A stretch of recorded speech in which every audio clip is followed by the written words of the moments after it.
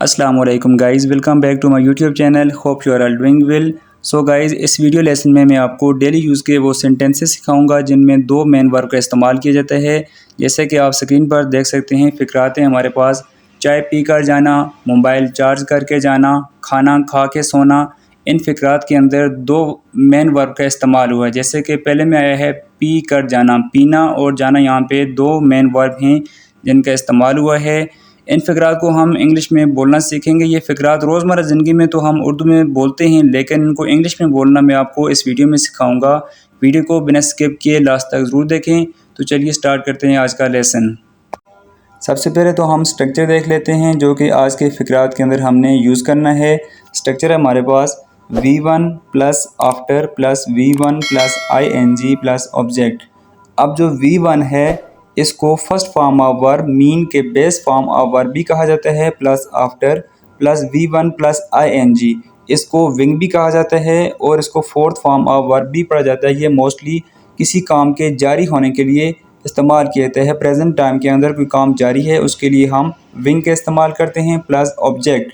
Object means जिस पर काम किया जाता है। अब आपने ये चीज़ यहाँ पे समझनी है कि अगर हमारे पास एक उर्दू जुमले के अंदर दो वर्ब आते हैं उनको यूज़ कैसे करना है।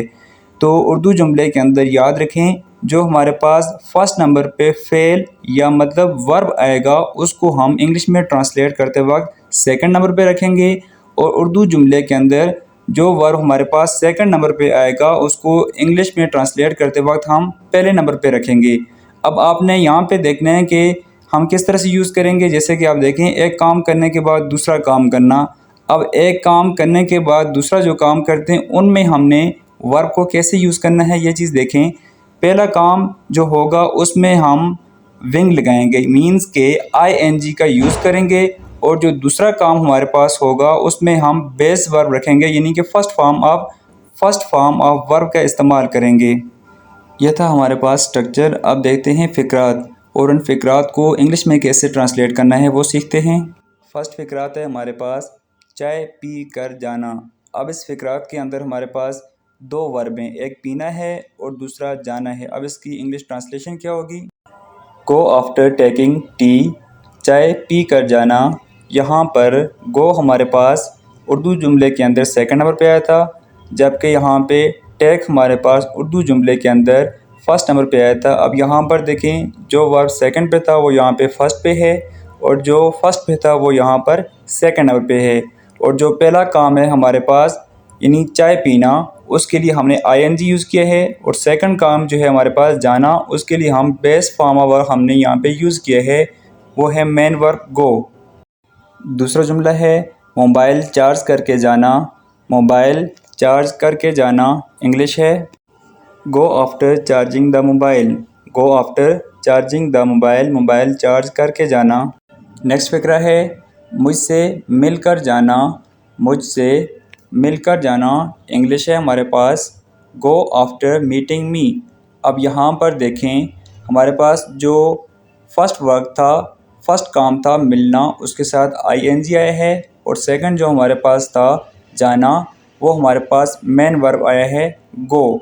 और जो हमारे पास फर्स्ट नंबर पे था वो सेकंड पे आया, और जो सेकंड पे वर्ब था वो हमारे पास फर्स्ट नंबर पे आया।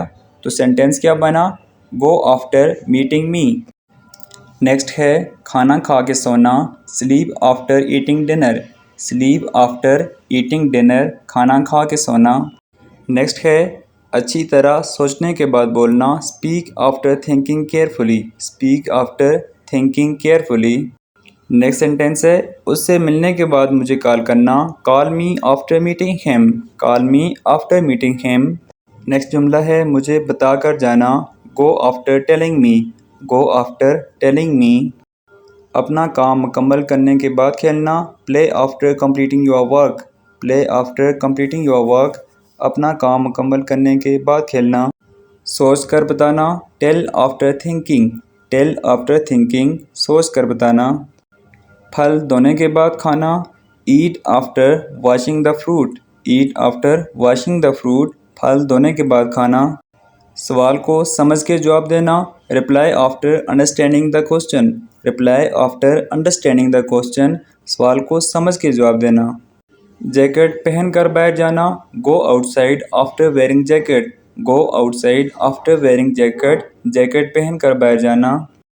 दांत ब्रश करने के बाद पानी पीना, drink water after brushing your teeth, drink water after brushing your teeth, दांत ब्रश करने के बाद पानी पीना। ईमेल भेजने के बाद कॉल करना, call after sending the email, call after sending the email, email भेजने के बाद कॉल करना। जागने के बाद वर्जिश करें, exercise after waking up, exercise after waking up, जागने के बाद वर्जिश करें। किताब मुंतखब करने के बाद पढ़ें, ड्रा आफ्टर स्केचिंग दी आउटलाइन, ड्रा आफ्टर स्केचिंग दी आउटलाइन, किताब मुंतखब करने के बाद पढ़ें। ख्यालात पर गौर करने के बाद तख्लीक करें, create after brainstorming ideas, create after brainstorming ideas, ख्यालात पर गौर करने के बाद तख्लीक करें। प्रोडक्ट की जांच करने के बाद लॉन्च करें, launch after testing the product, launch after testing the product, product की जांच करने के बाद लॉन्च करें। मसला समझने के बाद मदद करें, help after understanding the problem, help after understanding the problem, मसला समझने के बाद मदद करें। Now I want you to think about your daily routine. Can you create sentence using this structure? Like काम मुकम्मल करने के बाद गौर करें, नाज़रीन को समझने के बाद मशगूल हों। Feel free to share your answer in the comment below. This will not only help you practice but also allow the other to learn from your example. I hope you have understand these sentences. If you still have any question, you can ask me in the comment section. And don't forget to subscribe my channel. Thanks for watching and Allah Hafiz.